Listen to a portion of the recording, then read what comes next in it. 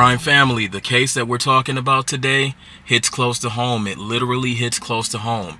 It takes place in my home state of Michigan.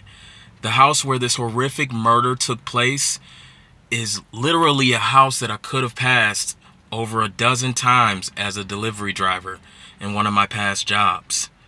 I want to warn you that this case is pretty graphic.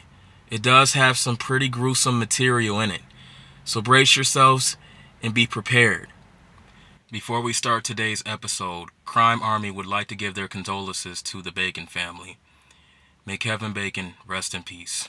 December 24, 2019, when families were putting up the last-minute decorations, placing the last presents under the tree, and enjoying each other's company, the Bacon family was far from having a cheerful time. One family member wasn't sitting at the dinner table that night. Kevin Bacon's absence created an unsettling worry in the Bacon's home. A family friend notified Kevin's parents about his plans to hook up with a man that he met on a dating app, Grindr. Once his parents learned this news, this information increased their worries. His family requested for police to be sent to the home of the man that Kevin was talking to on the dating app Grindr. Kevin's family wanted to ensure that he was no longer there. After investigating further, police were able to figure out that the mystery man was Mark Latunsky. Just 4 days after Kevin's disappearance, police were able to locate Mark Latunsky's home. December 28, 2019, police arrived at the house to execute the welfare check. No one was prepared for what the police would see the day that they entered Mark Latunsky's home. Alright, Crime Army, before we dive any deeper into this story, we really have to get into who Mark Latunsky really is, because he is a man of many layers. Years prior to the untimely death of Kevin Bacon, Mark Latunsky seemed to be your typical, everyday, middle-aged American male. He was once married with 4 children, he was educated, and he had a successful job as a chemist. However, mental issues that Mark had that were left unmanaged began to cause the world around him to crumble. Schizophrenia took over Mark's life. Mark's wife and children left him because he became very unstable mentally.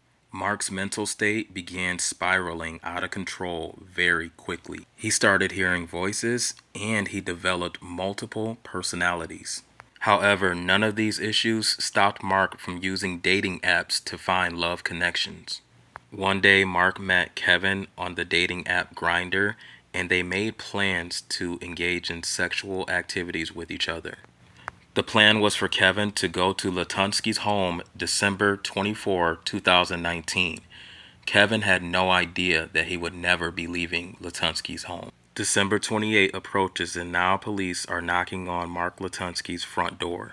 Upon the police's arrival, Mark Latunsky greeted them at the front door and gladly let them in his house.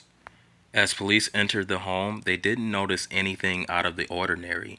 Everything seemed to be in place. However, as police approached the basement, things began to get gloomy, eerie, and dark. Crime Army, please brace yourselves. This is where things get a little graphic. The police take notice of a barn door in Latunsky's basement. They walk up to the door and they pull it open. No one was prepared to see what was behind that door that day. There he was, 25-year-old Kevin Bacon. Kevin was found completely naked, tied up by his ankles, and hanging from the ceiling. It has been reported that Kevin was stabbed twice in the back and his throat was slit. Kevin was also missing body parts.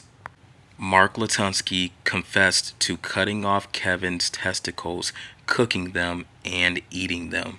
After the discovery of Kevin Bacon's body, 50-year-old Mark Latunsky was arrested and immediately placed under police custody. The Bacon family was devastated to learn that Kevin had died in such a gruesome way.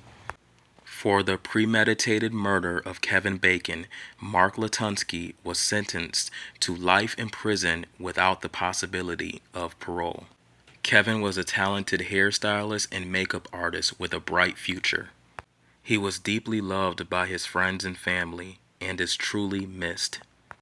Crime Army would like to extend its deepest condolences to the Bacon family. Crime Army would like to leave you with some safety tips from today's episode. Please, please, please be cautious of who you are hooking up with or meeting with from dating apps and social media.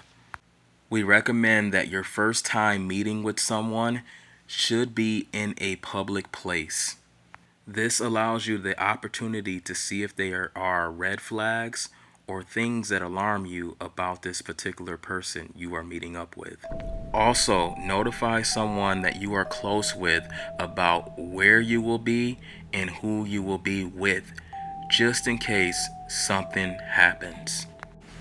Alright, Crime Army, that's all that we have for you today. Don't forget to subscribe to the channel to catch upcoming episodes. Until next time.